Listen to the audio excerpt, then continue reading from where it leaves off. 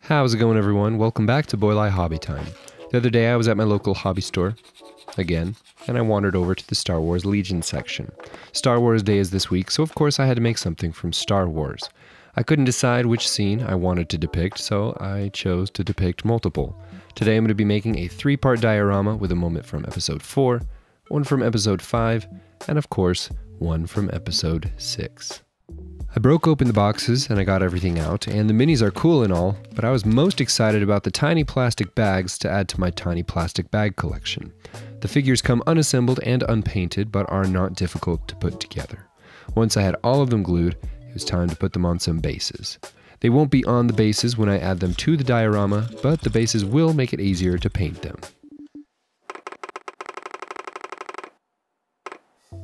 Once they were on their bases, I pushed them to the side and it was time to plan the layout.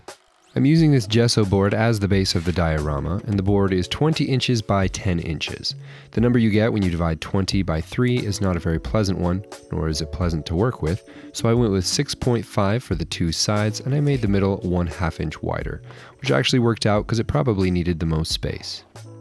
The box of stormtroopers that I had sitting on my shelf that I thought was full turned out to be empty, which means my previous self put the proverbial empty milk carton back in the fridge, and now I don't have any to put on my Raisin Bran.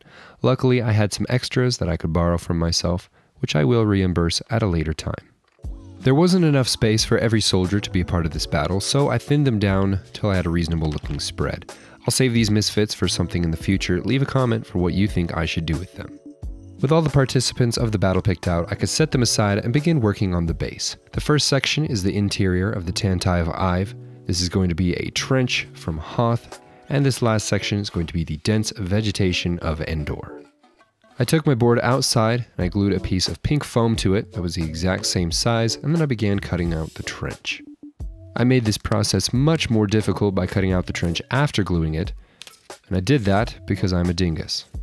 I did get those pieces out eventually, and I rounded off the edges of the trench with a utility knife, and then I needed a nice flat surface for the ship's floor, so I cut out a piece of styrene. I didn't want to get any of the terrain paste on it or underneath it, so I masked off the area with some masking tape. After slapping on some gloves, it was time to mix up a batch of plaster and Mod Podge.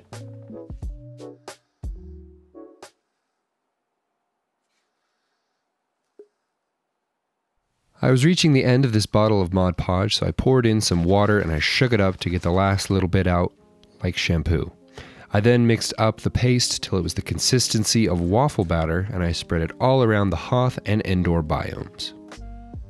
Once that was all on, I waited for a minute and then I sprayed the whole thing with isopropyl alcohol and I smoothed out the lumps with my gloved finger.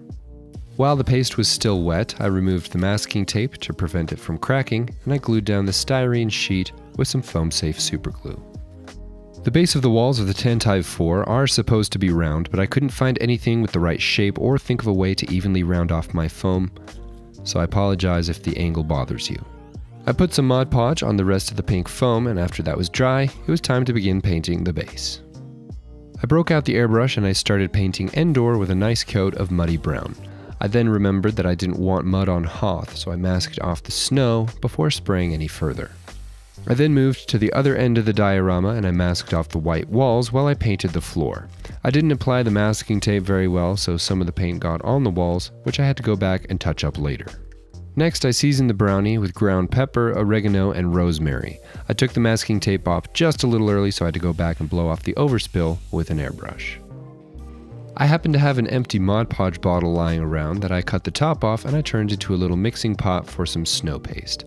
I mixed up some snowflakes from Woodland Scenics with Mod Podge till it was about the consistency of toothpaste, and then I spread it across all of the flat surfaces of Hoth. I sprinkled a little bit more snow from a distance to help blend everything together and make it look nice and soft. Then I cut up some wire mesh and I pressed it into the wet snow paste to look like a little walkway at the bottom of the trench. After Hoth and Endor had dried, it was time to add some additional terrain details. The trenches of Hoth are shown to have wires and hoses running through them, so I made sure to include those. I twisted 3 strands of wire together and then I ran them along the wall of one side of the trench. On the far end of the wire, I wanted to have a little communication panel. I quickly painted that up with a dry brushing of gray, light gray, and white, and it let me know it was done by popping off the popsicle stick. Then I fixed it to the wires and I glued it into place. Just like Star Wars Legion figures, twigs often come in little plastic bags. They come this way straight from the forest. I carefully arranged the twigs on the base to appear as fallen trees, and once the positions were decided, I grabbed some boxes of miniature foliage from Diorama Persepe. These were all sent to me as a gift a very long time ago. You should go check out their website if you are in the market for miniature foliage. The reason there are no giant trees here is because it makes more sense that the speeders would try and avoid the trees while moving at 300 miles an hour. Once all the biomes were done, it was time to turn my attention back to the miniatures. Off camera, I did a little customization on this Rebel so it could be like Leia on the speeder bike. I then rounded up all the troops, aside from the already painted stormtroopers, and I took them outside and I primed them with a zenithal highlight. While I paint these miniatures, I'd like to give a huge shout out and thank you to all of my patrons. I started the painting with the Rebel fleet troops. We mostly only see them getting wiped out by stormtroopers or Darth Vader in A New Hope and Rogue One. They don't seem to be able to put up much of a fight, but at least they have fashionable uniforms which they could probably pass as streetwear in most places, aside from the goofy hats. Next up were the Rebels in Hoth attire. When I was 6 years old, there was nothing in the entire world that I thought was more cool than Luke Skywalker in his snowsuit with his goggles and his binoculars. I loved when it snowed so I could put on my snowsuit, grab some ski goggles, and pretend to evade wampas in the backyard. After the Hoth Rebels, it was the Snowtroopers. Pretty simple color scheme with the off-white fabric and the pure white armor. In my opinion, the Snowtroopers' helmets make them look way more menacing than standard Stormtroopers. Last up to paint were the speeders. This one has Leia in Endor camo on it. I always wondered what that little wafer that she gives the Ewok tasted like. Do you guys think it tasted more like a rice cracker, like kind of savory, or do you think it was more sweet, like a vanilla wafer? Let me know what you think in the comments. After the speeders were done, that was the end of the painting.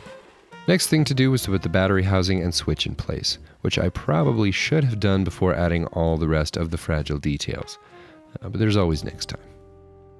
I drilled the hole for the switch in this little corner because it looked like a fun place to hide a switch.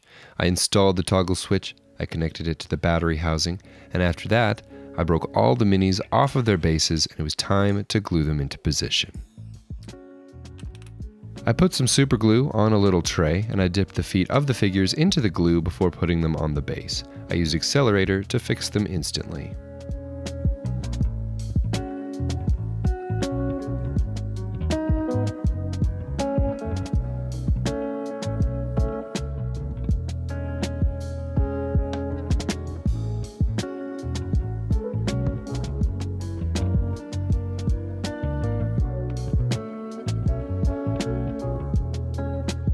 Next, it was time to install the lights. I wanted a good variety of lights going this way and that, but I didn't want the diorama to be too overwhelmed by the bright red light. I drilled some holes and I mounted the standoffs, which also act as the conduit to get the current to the lights. Me wiring up Hoth was an absolute clown show, so I didn't get much footage, but I did get the lights installed eventually and painted the wires white to hide them against the snow. I added 3 pairs of standoffs to the Tantive 4 and I put a bead of solder on the end of each one before soldering the filaments into their positions. For the last one, it was easiest to solder left-handed, which was a first for me. I then wired everything together underneath the board in parallel, which means that all the negatives were wired together and all the positives were wired together. After that, I painted up the sides of the diorama with matte black. I recently ran out of black 3.0, so I guess I'll have to order more. The last thing I did was paint the wires on the Tantive 4 black, and after that, I called it good. In anticipation for May the 4th, my patrons made scenes from Star Wars for the monthly art challenge. Please take a moment to appreciate their work. Some of them have their own channels, so be sure to check those out. I'll link them in the description.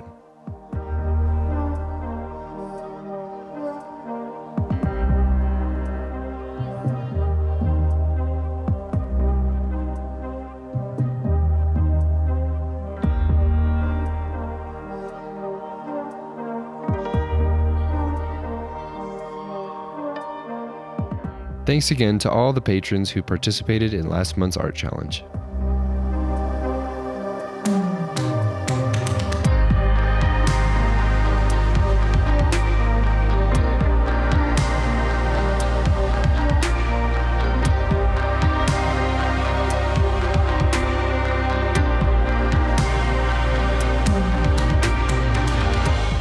That is it for this video. Thank you all so much for watching. Hope you enjoyed. Huge shout out, as always, to my patrons. You guys are the best.